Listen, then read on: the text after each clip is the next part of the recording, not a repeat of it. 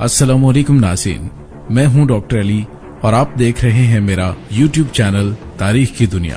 नाज़रीन, पाकिस्तान और अफगानिस्तान के दरमियान हालिया कशीदगी के दौरान अफगान हुकूमत की जानिब से बड़ी बुलंदोबांग पड़कें मारी गई हैं और पाकिस्तान से कहा गया है कि हमने 2 सुपर पावर्स को शिकस्त दी है। नाज़रीन, आइए आपको बताते हैं कि अफगानियों की हकीकत क्या है। वीडियो की तफसील में जाने से पहले आपसे गुजारिश है कि अगर आपने हमारे चैनल को सब्सक्राइब नहीं किया हुआ तो इसको काइंडली सब्सक्राइब कर लीजिए और इस वीडियो को आखिर तक देखिएगा और देखने के साथ इसे शेयर भी कीजिएगा ताकि इन्हें बताया जा सके कि इनकी औकात क्या है। नाज़रीन, अफगानों ने किस किस तरह पश्तूनों का खून बहाया और कैसे कैसे पश्तूनों को बार बार धोखा दिया, हत्ता कि अफगानी होना पश्तूनों में धोखे और नमक हरामी का इस्तारा बन गया। आइए आपको इसकी कुछ झलकियां दिखाते हैं। नाज़रीन, हर मुहिब्बे वतन पश्तून को अफगानी पहला ताना रंजीत सिंह का देते हैं, लिहाजा इसी से आगाज करते हैं। हुआ कुछ यूं था कि पेशावर पर रंजीत सिंह का बाकायदा कब्जा अफगानों के ही मरहूने मिन्नत है। 1823 की बात है कि पेशावर के गवर्नर ने रंजीत सिंह को कुछ तोहफे भेजे, जिस पर उस वक्त का अफगान हुक्मरान आजम खान तैश में आ गया। आजम खान की अफगान फोर्सेस ने पेशावर का रुख किया और साथ ही उसने जिहाद के नाम पर कबाइल से मदद मांगी, जिस पर पेशावर के यूसुफजई, खटक और दीगर कबाइल ने लब्बैक कहा। उधर से सिख फौज गवर्नर पेशावर की मदद को पहुंच गई। नौशहरा में पश्तूनों और सिखों के लश्कर का आमना सामना हुआ और जिन अफगानों के लिए जंग लड़ी जा रही थी वो मैदान जंग से 3 मील दूर खड़े होकर ये नजारा देख रहे थे। जंग हुई तो एक सख्त मार्के के बाद सिखों के हाथों पश्तूनों को शिकस्त हुई और जिस अफगान हुक्मरान आजम खान के लिए जंग लड़ी जा रही थी वो वहीं से भागकर वापस काबुल पहुंचा। लेकिन इस शिकस्त के बाद सिखों ने बराह-ए-रास्त पेशावर पर कब्जा कर लिया। 1835 में दोबारा एक अफगान हुक्मरान दोस्त मोहम्मद अपने लश्कर समेत पेशावर पहुंच गया। दोस्त मोहम्मद कुरान पर कसम खाकर आया था, एक बार फिर पश्तूनों से मदद मांगी और फिर बहुत से कबाइल लड़ने के लिए तैयार हो गए। लड़ाई शुरू हुई और सिखों ने अफगान फोर्सेस का घेराव कर लिया तो दोस्त मोहम्मद रातों रात अपना लश्कर छोड़कर वापस काबुल फरार हो गया। नाज़रीन, अफगान लश्कर तितर बितर हो गया और एक बार फिर मुकामी पश्तून और कबायली पश्तून सिखों के हाथों से कीमा बने। ये दोस्त मोहम्मद नादर खान, ताहिर शाह और सरदार दाऊद का परदादा था, जिसके कारनामे मैं बाद में आपको बताऊंगा। नाज़रीन, अफगानी हमेशा बन्नू और वजीरिस्तान को अपना मातहत इलाका ख्याल करते थे। रंजीत सिंह के खिलाफ अफगानियों की मदद के लिए यहाँ से भी लोग गए थे, जिसके जवाब में जब उन पर रंजीत सिंह ने हमला किया तो किसी एक अफगान की हिम्मत न हुई कि मदद को आता। रंजीत सिंह लेकिन यहाँ कब्जा न कर सका। ताहम उस वक्त के अफगान हुक्मरान को ख्याल गुजरा कि रंजीत सिंह की नाकामी पर कहीं मुकामी वजीरिस्तानी और बन्नू वगैरह के पश्तून खुद को आजाद न समझ लें। उन्हें अपना मती करने के लिए उन जालिम अफगानों ने उन पर 2-3 सख्त हमले किए, लेकिन मुंह की खाई। ताहम इस बार भी सैकड़ों पश्तूनों का खून बहाने में वो कामयाब रहे। अफगानियों को जब भी अंग्रेजों से खतरा महसूस हुआ तो उन्होंने फौरन डेवरन लाइन के उस तरफ के पश्तूनों को अंग्रेजों के खिलाफ भड़काया, लड़वाया और मरवाया, खास तौर पर वजीरिस्तान के पश्तूनों को। लेकिन खुद हमेशा अंग्रेजों से दोस्ती का दम भरा, उनसे वजीफे लेते रहे और जब सर मार्टिन डेवरन पश्तूनों के सौदे के लिए अफगानिस्तान पहुंचा तो अफगानियों ने उसको 21 तोपों की सलामी दी, गोया उनकी शादी की बारात में आया हो। नाज़रीन, उसके बाद 1919 में अफगान हुक्मरान अमानुल्लाह ने रूस की इमा पर अंग्रेजों से मुकम्मल खुद मुख्तारी के लिए जंग छेड़ दी। ऐन उस वक्त के जब अंग्रेज फौजें अफगानियों से लड़ रही थीं, अफगानियों ने डेवरन लाइन के उस पार पश्तूनों को इशारा किया।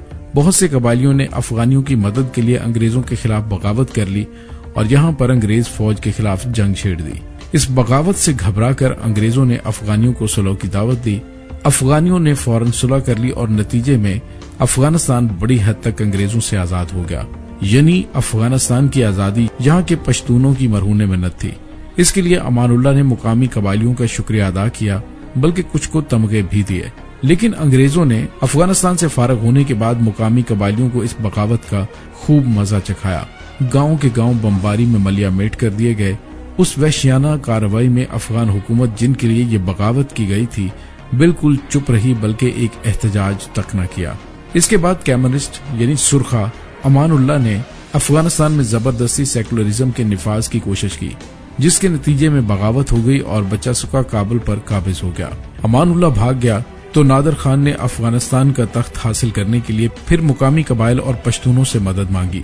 وزیر محسود بیٹنی بنوچی غرض کے بہت سے قبائلی حسب معمول مدد کو پہنچ گئے اور نادر خان سے فرمائش کی کہ فتح کی صورت میں آپ امان اللہ کو حکومت دیں گے اور ہمیں کچھ زمینیں اور بندوقیں وغیرہ دیں گے۔ اس نے فوراً وعدہ کر لیا، بلکہ قرآن پر قسم بھی کھائی، جیسی قسمیں انہوں نے امریکہ کے ساتھ صلح کے وقت کھائی تھی۔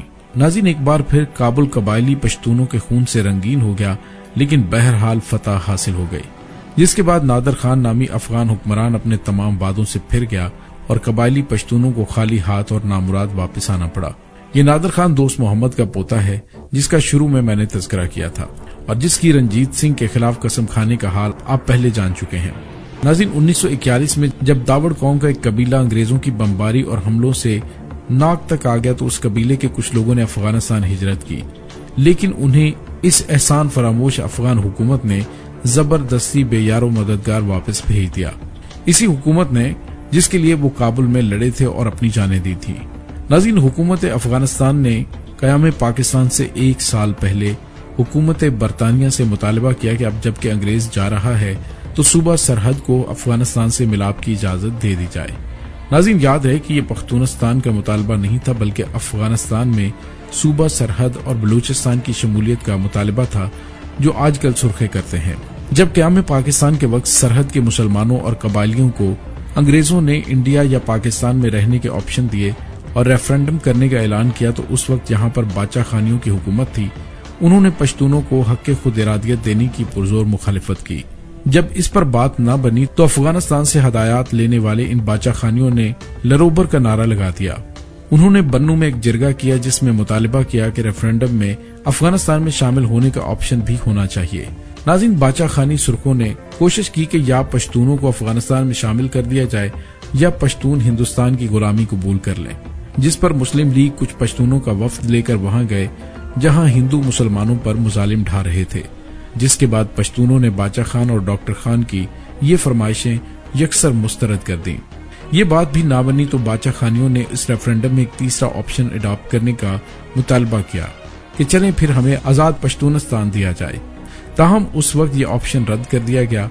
ناظرین، دلچسپ بات یہ ہے کہ ریفرنڈم سے چند ماہ قبل جب انگریزوں نے خود ڈاکٹر خان کو یہ مشورہ دیا کہ آپ پشتون نیشنلزم کی بنیاد پر اپنے مستقبل کا فیصلہ کریں، تو ڈاکٹر خان نے آلف کیریو کی اس تجویز کو انڈین نیشنلزم کے نام پر رد کر دیا تھا، یعنی ہندوستانیت پشتونیت سے بڑھ کر ہے۔ لیکن بعد میں جب ان سرخ پوشوں کو یقین ہو گیا کہ ہندوستان کے ساتھ کسی بھی طور الحاق ممکن نہیں اور نہ ہی پشتون افغانیوں کے زیر سایہ جانا چاہتے ہیں، تو انہوں نے یکا یک پختون نیشنلزم کا نعرہ لگا دیا۔ افغانیوں اور باچا خانیوں نے دعویٰ کیا کہ اگر پاکستان کے حق میں 30% ووٹ بھی پڑ گئے تو ڈاکٹر خان وزارت سے استعفیٰ دے دیں گے۔ 17 جولائی کو جب ریفرنڈم کا نتیجہ آیا تو اس کے مطابق پاکستان کے حق میں پشتونوں کے 2,92,118 جبکہ ہندوستان کے حق میں صرف 2,874 ووٹ پڑے۔ ریفرنڈم کے نتائج کو مسلم لیگ اور کانگریس دونوں نے تسلیم کیا، لیکن افغانیوں نے ان نتائج کو رد کر دیا۔ ساتھ ہی باچا خان اور اس کا بھائی ڈاکٹر خان اپنے استعفیٰ دینے کے وعدے سے بھی مکر گئے۔ ناظرین، اسی عرصے میں غنی خان نے افغانستان کے اہم دورے کیے اور پاکستان بننے سے قبل ہی پاکستان کے خلاف پشتون زلمی نام سے تحریک منظم کرنے کا فیصلہ ہوا اور حسب معمول تحریک کے لیے افغانیوں نے دوبارہ وزیرستان کے لوگوں سے مدد اور افرادی قوت مانگی۔ ناظرین، 30 ستمبر 1947 کو افغانستان دنیا کا واحد ملک بنا جس نے اقوام متحدہ میں پاکستان کی رکنیت کے خلاف ووٹ دیا۔ ستمبر 1947 میں ہی افغان ایلچی نجیب اللہ نے نوزائیدہ مسلمان ریاست پاکستان کو فاٹا سے دستبردار ہونے اور سمندر تک جانے کے لیے ایک ایسی راہداری دینے کا مطالبہ کیا جس پر افغان حکومت کا کنٹرول ہو، بصورت دیگر جنگ کی دھمکی دی۔ ناظرین، قائد اعظم محمد علی جناح صاحب نے اس احمقانہ مطالبے کا جواب دینا تک پسند نہ کیا۔ باچا خانی سرخوں نے پشاور، چارسدہ اور مردان چھوڑ کر بنو میں لوئے افغانستان یا پشتونستان کے حق میں جرگہ کیوں کیا تھا؟ ناظرین، یہ چالاک سرخوں کا بہت بڑا کھیل تھا۔ وزیرستان کے پشتون ان کے لیے ہمیشہ سے آزمودہ رہے ہیں، ہمیشہ ان کی پکار پر لبیک کہنے والے۔ انہیں پتا تھا کہ فقیر ایپی کا مرکز بنو کے بالکل قریب مغرب میں شمالی وزیرستان ہے۔ فقیر ایپی کے افغانیوں اور ان کے ذریعے روس سے روابط بھی کسی سے ڈھکے چھپے نہیں تھے، مرزا علی خان یا فقیر ایپی کے حوالے سے ایک رائے یہ بھی ہے کہ وہ سادہ مزاج شخص تھا اور سیاسی مکاریوں سے بے بہرہ تھا. اس کو استعمال کرنا بے حد آسان تھا. پاکستان بننے کے فوراً بعد افغانستان نے ان کے پاس اپنے گماشتے بھیجے اور دوسری طرف بنو اور چارسدہ سے بھی افغانی سرخ ایجنٹ ایک کے بعد ایک ایپی فقیر کے مرکز گوربیک پہنچنا شروع ہو گئے. یہ سب ایپی فقیر کو پاکستان کے خلاف بغاوت پر اکسانے لگے. نہ صرف یہ بلکہ اگر ایپی فقیر وزیرستان یا فاٹا کو پاکستان سے کاٹتا ہے تو نئی بننے والی مملکت کی سربراہی کا لالچ بھی دیا. بالآخر ایپی فقیر نے ایک آزاد مملکت بنانے کا اعلان کر دیا. ماسکو، دہلی اور کابل نے اس کی خوب تشہیر کی. مارچ 1948 میں فقیر ایپی نے مولانا محمد ظاہر شاہ کی قیادت میں ایک وفد کابل بھیجا. وہاں افغانیوں نے اس وفد کی ملاقات بھارتی سفیر سے کروائی جہاں پاکستان کے خلاف لائے عمل طے کیا گیا. اس ملاقات نے حکومت پاکستان اور ایپی فقیر کے درمیان ناچاکی اپنی انتہا پر پہنچا دی. کابل کی طرف سے پشتونستان کا نام نہاد سرکاری عملہ گوربیک بھیجا گیا. عملے کے تمام اراکین کی تنخواہیں کابل ادا کرتا تھا. پریس لگایا گیا جہاں پراپیگنڈے کے لیے مواد چھپتا تھا. پاکستان کو غیر اسلامی ریاست قرار دیا گیا اور پریس کے ذریعے پاکستان مخالف اور پشتونستان کے حق میں مسلسل مواد چھپنا شروع ہو گیا. ناظرین، اس وقت کی ڈس انفارمیشن وار افغانستان نے وزیرستان کے اندر سے لانچ کی. افغانی سرخ فاٹا میں پامفلٹس اور پراپیگنڈے پر مبنی خطوط یا پرچیوں کی تقسیم 1949 سے لے کر رہے ہیں اور یہ سلسلہ آج بھی جاری ہے. اس کے ساتھ ساتھ پاکستان میں دہشت گردانہ کارروائیوں کا آغاز کر دیا گیا. ایپی فقیر کے لشکر نے چن کر پاکستان کے حامی پشتونوں کو قتل کرنا شروع کر دیا. افغانستان، انڈیا اور روس کی مکمل پشت پناہی میں فقیر ایپی نے 1949 میں پاکستان کے خلاف پہلی باقاعدہ گوریلا جنگ شروع کی. اس کے جنگجو گروپ کا نام غالباً سرشتہ گروپ تھا. اس کی کارروائیاں کوہاٹ تک پھیل گئیں. اسلام کے نام پر پاکستان میں یہ افغانی سرخوں کی پہلی دہشت گردی اور ٹارگٹ کلنگ مہم تھی جس میں ان کی مدد انڈیا اور روس بھی کر رہے تھے. وہی سرخے جو بظاہر خود کو عدم تشدد کے علمبردار ظاہر کرتے ہیں. ناظرین، جون 1949 کو ظاہر شاہ نے لویا جرگا سے خطاب کرتے ہوئے پاکستان کے خلاف بہت سخت باتیں کی اور اعلان کیا کہ افغانستان قیام پاکستان سے قبل کے انگریز سے کیے گئے تمام معاہدے، مفاہمتیں اور سمجھوتے منسوخ کرنے کا اعلان کرتا ہے.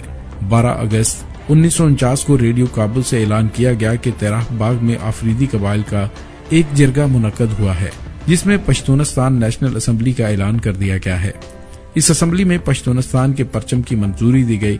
کچھ عرصے بعد ریڈیو کابل سے ایک اور اعلان ہوتا ہے کہ آفریدی قبائل کا ایک اور جرگہ رزمک کے مقام پر بھی منعقد ہوا ہے جس میں فقیر ایپی کو جنوبی پشتونستان کا صدر منتخب کر لیا گیا. ناظرین، افغانستان میں پشتونستان کا پراپیگنڈا زور و شور سے شروع کر دیا گیا. اسی دوران بھارت میں پشتونستان کے حوالے سے باقاعدہ تقریبات منعقد کی جانی شروع ہوئی. اخبارات اور رسائل میں اس حوالے سے خصوصی مضامین شائع کیے گئے. فقیر ایپی کو جن میں پشتونوں کا نجات دہندہ بنا کر پیش کیا جاتا تھا، پاکستان کے خلاف اور پشتونستان کے حق میں بین الاقوامی سطح پر پراپیگنڈا کرنے کے لیے افغانستان میں ایک اسپیشل وزارت قائم کی گئی جس کا قلمدان وزیر اعظم سردار داؤد خان نے بذات خود سنبھالا. ناظرین، اس وزارت کا کام صرف قبائلی پشتونوں کو پاکستان کے خلاف اکسانا تھا. ان دنوں یوں لگ رہا تھا کہ گویا کم از کم وزیرستان کی حد تک پاکستان سے الگ ایک پشتونستان نامی ریاست بن چکی ہے جس کا کنٹرول افغانستان کے پاس ہے. اسی دوران افغانستان نے پاکستان کی پشتون پٹی پر کئی حملے کیے. ان حملوں کو خود پشتونوں نے ناکام بنایا، تاہم بہت سے پشتونوں کی جانیں گئیں.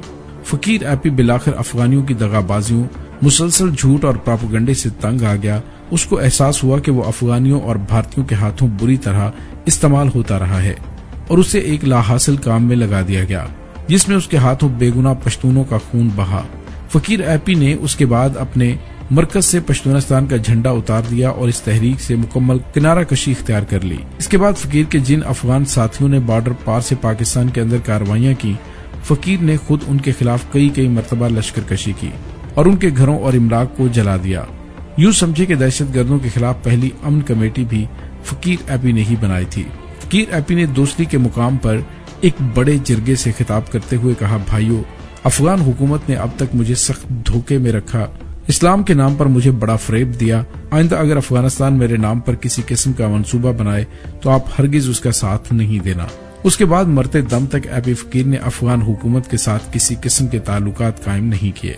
پاکستان نے فقیر ایپی کو عزت دی اور اس کو اپنی تاریخ میں جنگ آزادی کا ہیرو لکھا، کئی سڑکیں اس کے نام سے منسوب کی۔ پی ٹی ایم اگر سرنڈر کرنے والوں کو تضحیک سے سلانڈرا کہتی ہے تو یاد رکھیں فقیر ایپی اولین سرنڈر کرنے والا شخص تھا جس نے پاکستان کے خلاف گوریلا جنگ لڑی اور پھر توبہ کر لی۔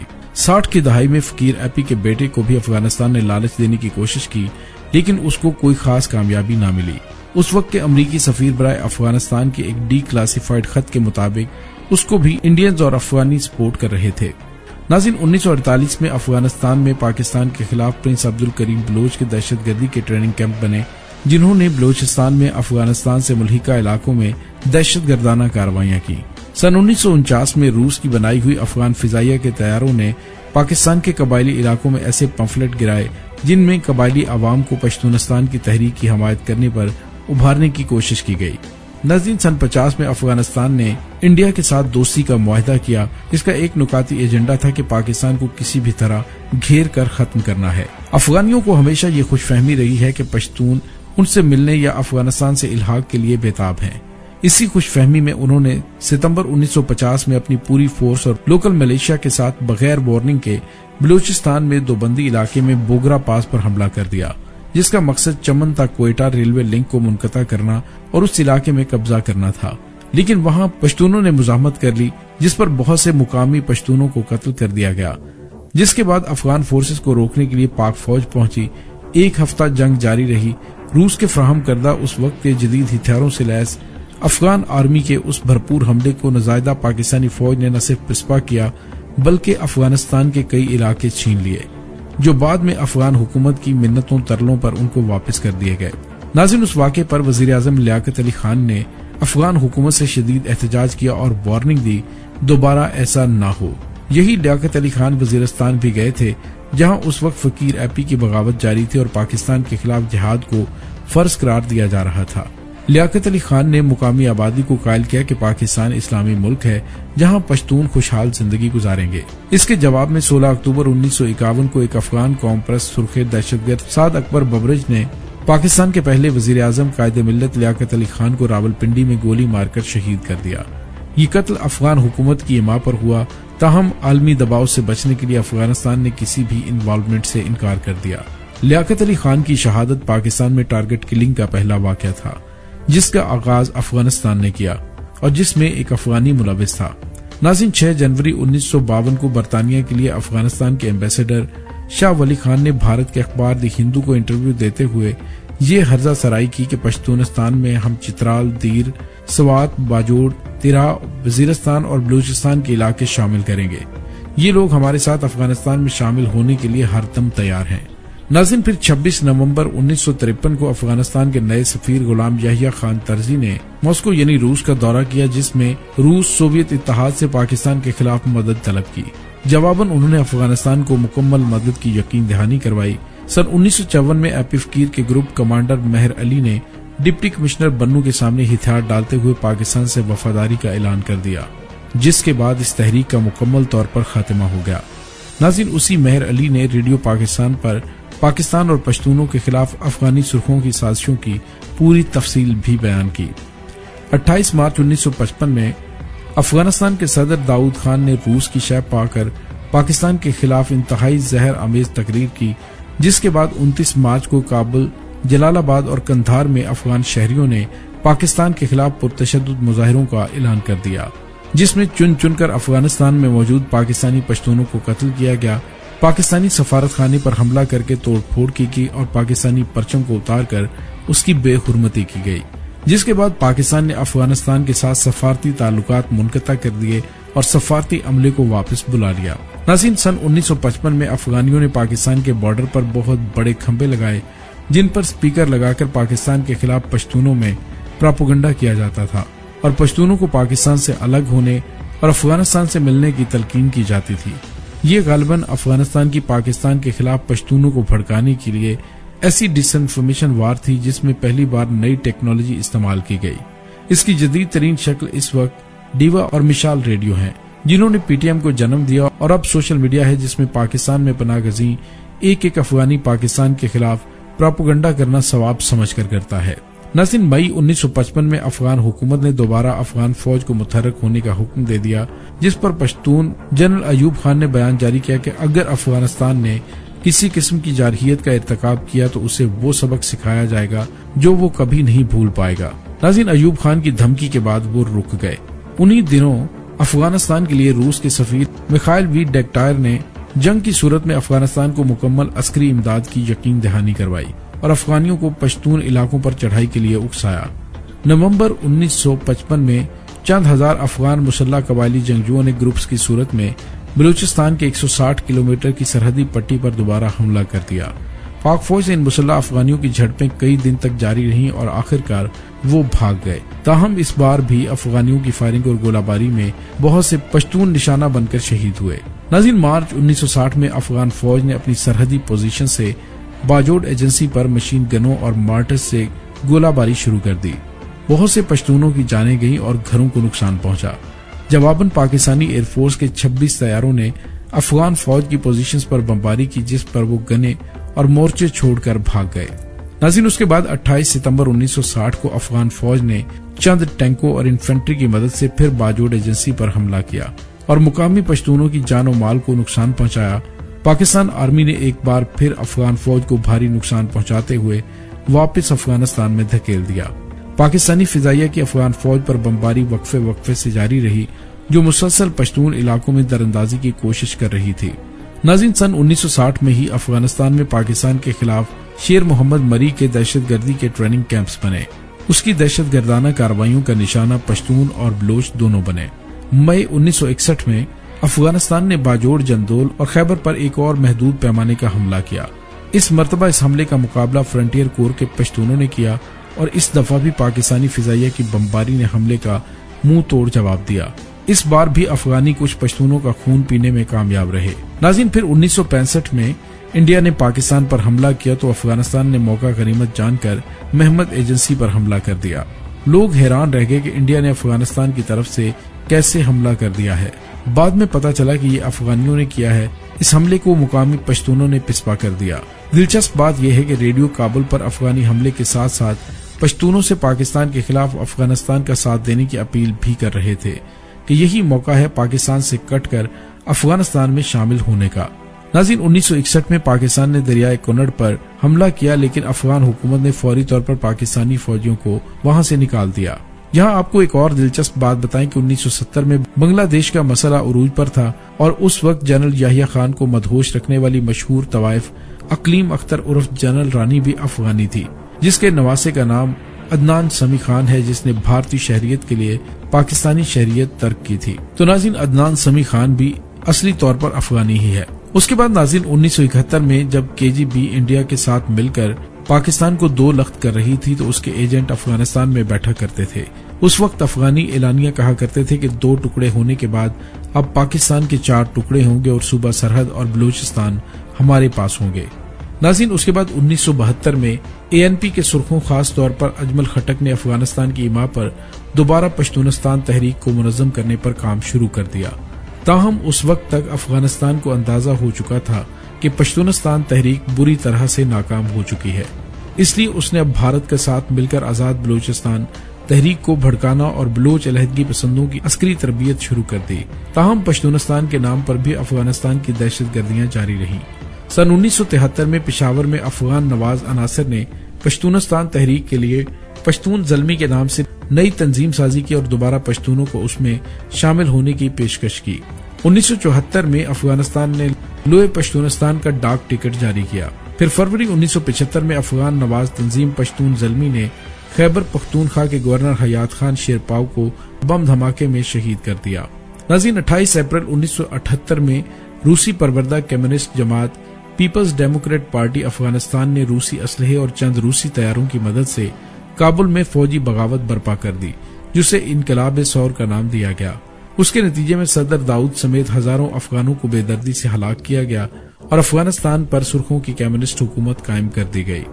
इनकलाब के इन लीडरों में सदर नजीब सबसे खून आशाम साबित हुआ, जिसने इक्तदार संभालते ही लोए पश्तूनिस्तान की आम हमायत का ऐलान किया। इस इनकलाब ने पश्तून इलाकों में दहशतगर्दी का नया खूनी खेल शुरू किया। नाज़रीन, 1979 में خود افغانیوں میں بہت سارے لوگ ان سرخوں کے خلاف پوری طاقت سے کھڑے ہو گئے۔ جب یہ سرخے ہزاروں افغانیوں کو قتل کرنے کے باوجود عوامی انقلاب نہ روک سکے تو ان افغان سرخوں نے روس کو خود اپنے ہی ملک پر حملہ کرنے کی دعوت دی۔ لالچ یہ بھی دیا کہ آپ یہاں نہ رکنا بلکہ پاکستان میں پشتون علاقوں کو روند دینا تو آگے گوادر کا گرم سمندر آپ کا منتظر ہے۔ ناظرین، 24 ستمبر 1979 کو روس نے افغانی سرخوں کی دعوت پر افغانستان پر حملہ کر دیا۔ روسی پورے افغانستان کو روندتے ہوئے تورخم بارڈر تک پہنچ گئے اور اعلان کیا کہ وہ دریائے سندھ کو اپنا بارڈر بنائیں گے، یعنی بلوچستان اور KPK کو لے لیں گے۔ افغانی سرخے ان کے شانہ بشانہ کھڑے تھے۔ روسی اور افغان کمیونسٹ افواج نے افغانستان میں قتل و غارت کا وہ بازار گرم کیا جس کی تاریخ میں مثال نہیں ملتی۔ بہت سے افغانیوں نے بھاگ کر پاکستان میں پناہ لی، جو رفتہ رفتہ پورے پاکستان میں پھیل گئے۔ پاکستان میں پناہ لینے والے افغانیوں نے کچھ ہی عرصے بعد بجائے شکر گزار ہونے کے حسب معمول پشتون علاقوں پر اپنا حق جتانا شروع کر دیا۔ پشاور اور کوئٹہ میں تقریباً سارے کا سارا کاروبار یہ مقامی پشتونوں سے چھین چکے ہیں۔ اس وقت یہ سارے پناہ گزین افغانی پاکستان کے اندر پاکستان مخالف تحریکیں چلوا رہے ہیں۔